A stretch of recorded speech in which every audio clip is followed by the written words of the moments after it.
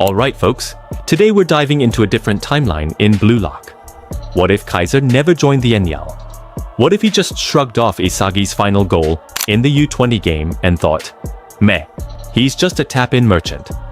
How differently would things play out for Isagi? For the other games?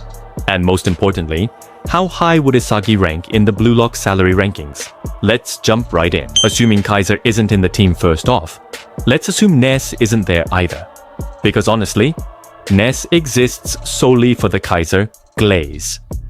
In the Barcha game, without Kaiser up top, the striker would probably be Kunigami.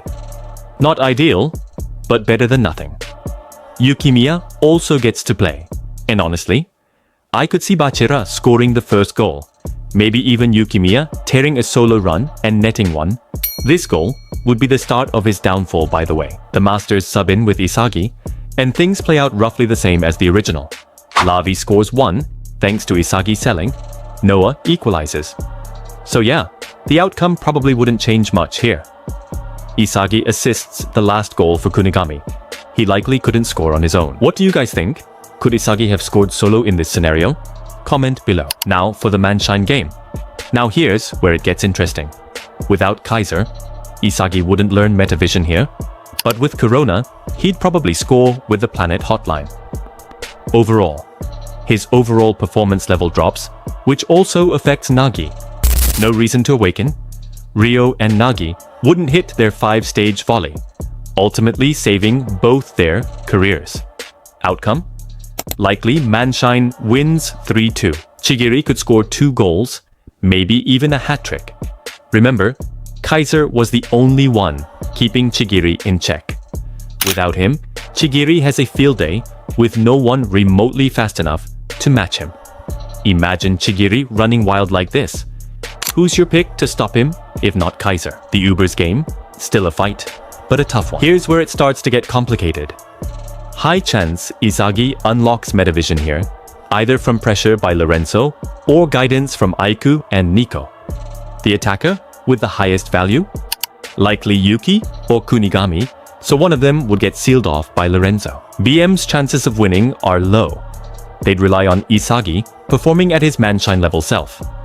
The possible outcomes here: BM scrapes a 3-2 win, Isagi scores twice, Kunigami scores once. The likely scenario: borrow solos, hat-trick, Isagi nets a goal or 2. Crazy when you think about it. Isagi is only who he is thanks to my GOAT Kaiser. Now PXG game, the real showstopper. Now this, whole different story. Could Isagi awaken Destroyer Rin without Kaiser? He might get Metavision, upgrade his physique, have Hayori to dish passes.